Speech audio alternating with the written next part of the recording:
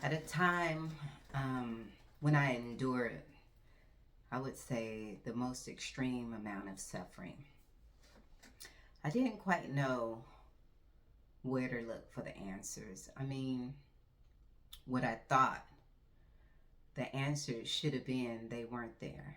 This is prior to me recognizing the source of life within myself. I mean, I always had I've always, prior to that, I was very religious. I was Christian for many years. My mother, um, about 10 years old or 9, she started, after my brother's death, she decided to start going to church. And there was a bus that was already busing us to church prior to that.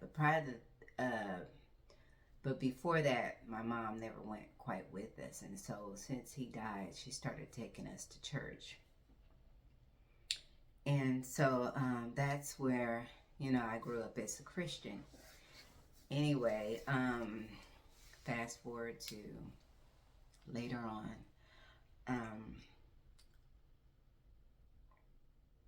I felt like I needed an outlet throughout all of the suffering that I dealt with. It was a marriage, a bad marriage, and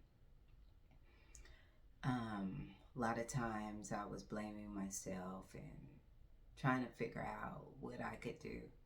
It's like the mind to take it. It's always trying to fix, things that are really not fixable. Some things it's best just to let go, because it's quite obviously that it should not really have been a relationship based on,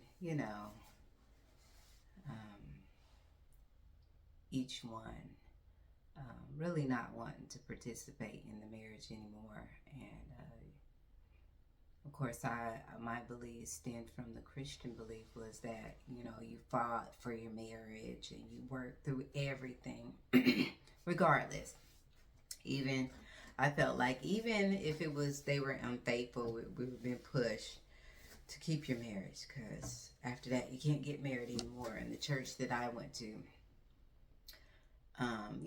I just felt like they had their outs if they were unfaithful, but it still seemed frowned upon. So I was at a state of desperation within my mindset, and I felt like I just felt a lot of pain and suffering, trying to hold on something that needed to be let go.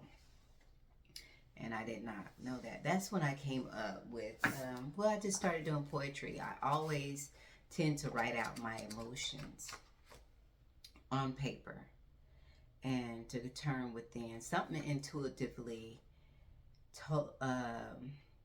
there was a knowing there that doing that, I would find relief, and always when I kind of went inside of myself, and which now I know that is our true nature, there was a peace about it. It was always a peace about just resting and not thinking really about anything, but just letting the pen flow, and I would write down everything. And that was my way of releasing all these energies that were just chaotic within myself.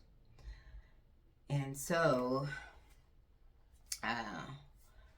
when I felt was the hardest time in my life, I started writing. I came up with the book Melodies of Life. And this was a book of poetry. And so the last poem that I did, this was out of this, from this time, Letting Go of Fear. And it's a book you won't find anywhere. You won't find it because I self-published it, but I didn't, I had a website for a while that I put it up on, but I did it mainly for myself and my children. For my children, to let them know that you can do anything, basically, there's no hurdles. I wanted them to know that there's nothing that can keep you from whatever it is that you aspire to reach for. And for myself, just to pour out all of the energies. Sometimes when I was be full of love, I would write too, but I always would go to the place of my true nature where it was silent, and it just seemed like everything would just flow. And so I came up with this book called Melodies of Life, and it was just a poetry when I was in that space. Book of poetry. And so that's where that poem came from. I wrote that poem when I didn't even know anything about myself. I considered myself this form, this shape, the thoughts, the compilation of all of that, of thoughts, emotions, and beliefs.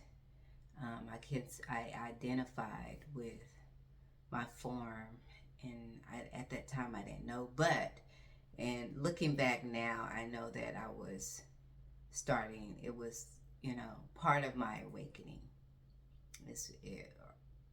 Part of my awareness of my true nature, basically.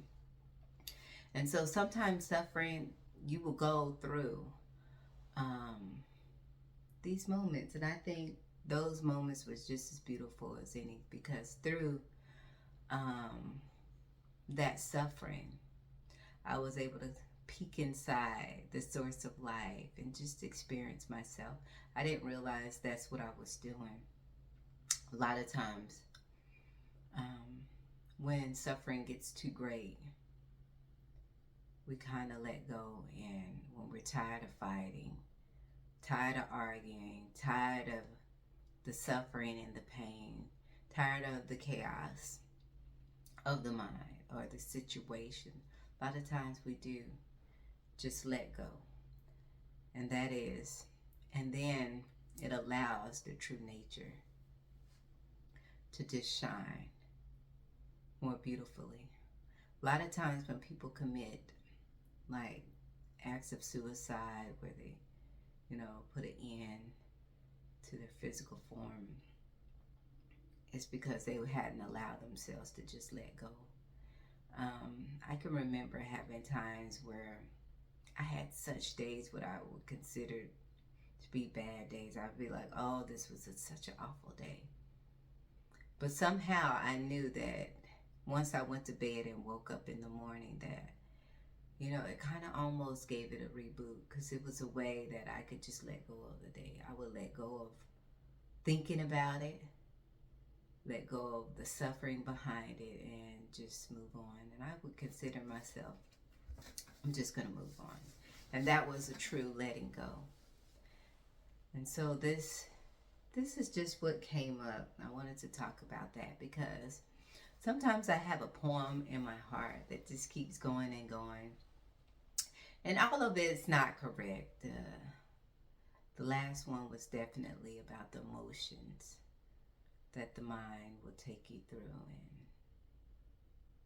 and looking back on errors that happened in history, and still there was something from the heart. There was a voice from the heart that was saying, let it go. Just let it go. Let go of the fear.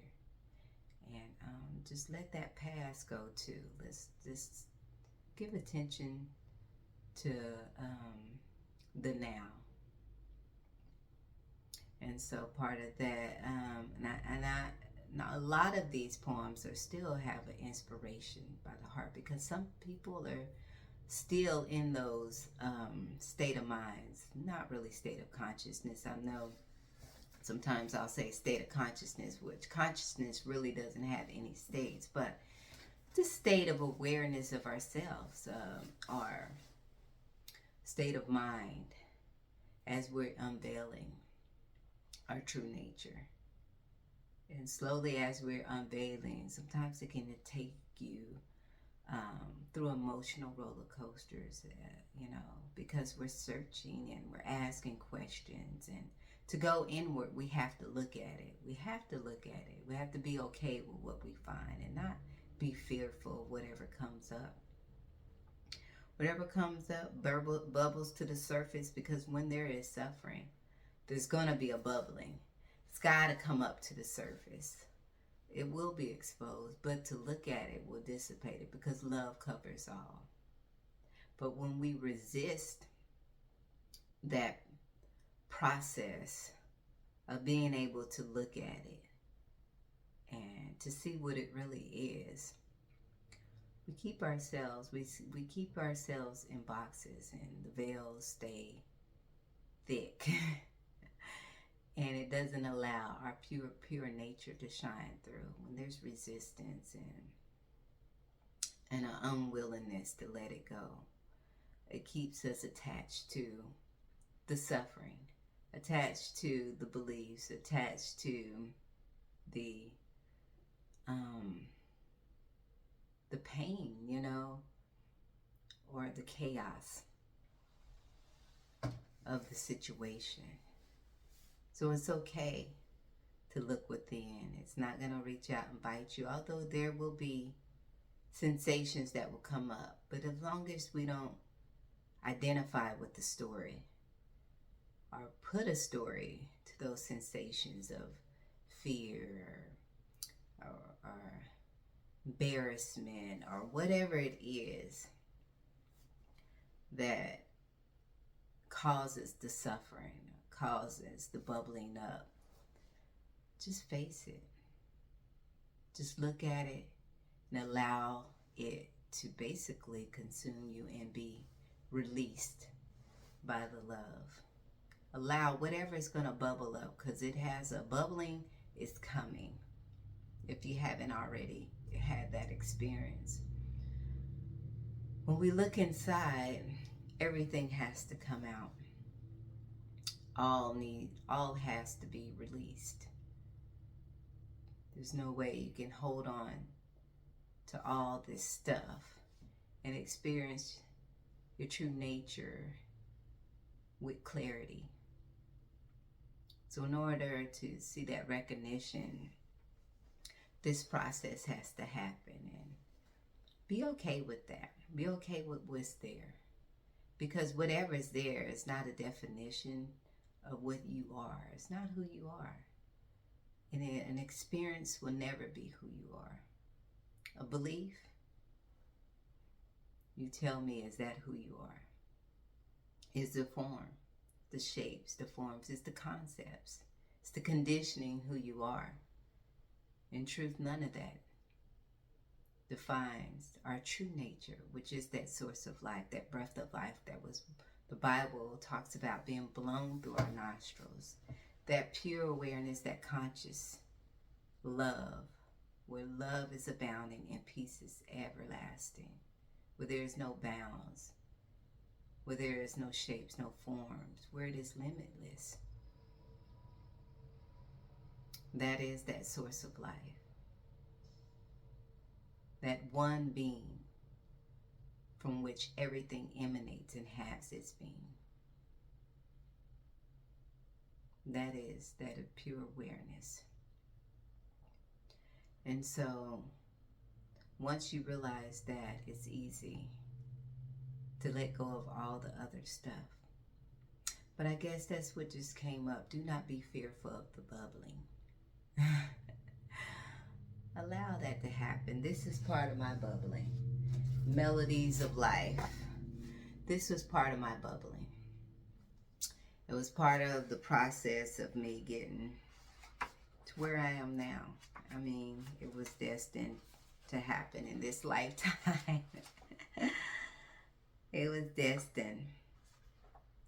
Some of these poems have been coming up. So you may hear some of these poems, because I wanted to turn on the camera yesterday, but I was like, all of this is really from the perspective of a person, because they're dealing with these emotions. They're trying to get a grasp on what's going on and all these feelings and where are these coming from.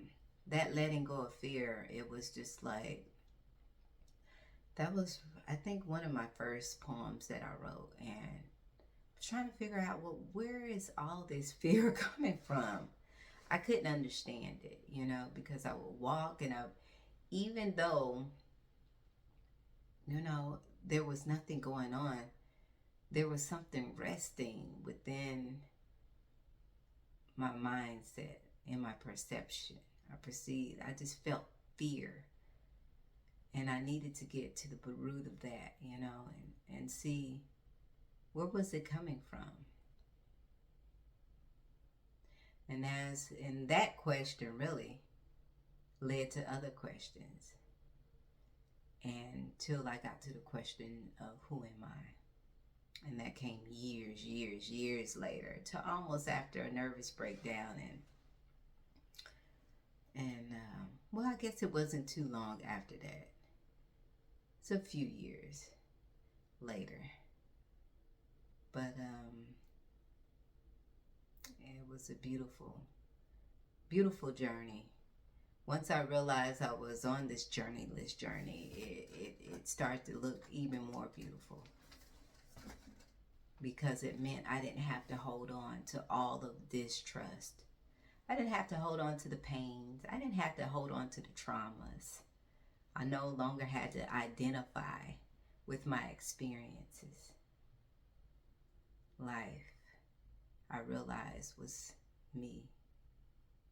I realized that we weren't living a life, but we are life. We are that source. We are that being.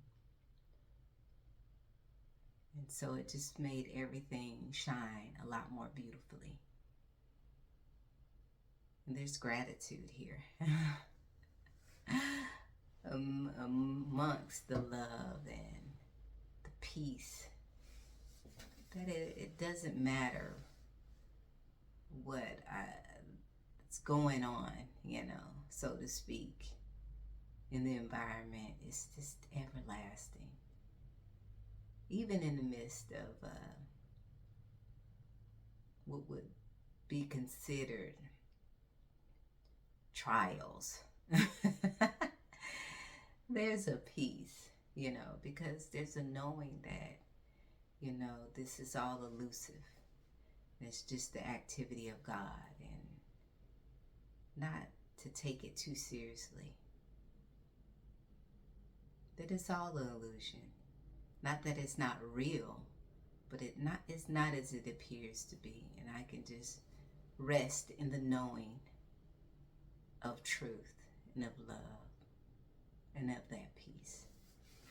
But anyway, this came up. I wanted to share it with you all. So if there's any more poems coming up, you'll kind of know that some of them are from the perspective of the person.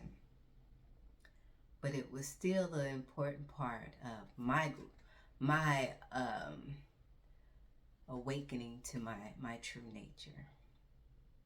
Anyway, thank you for sharing this moment with me. Remember that you are beautiful, and I love you.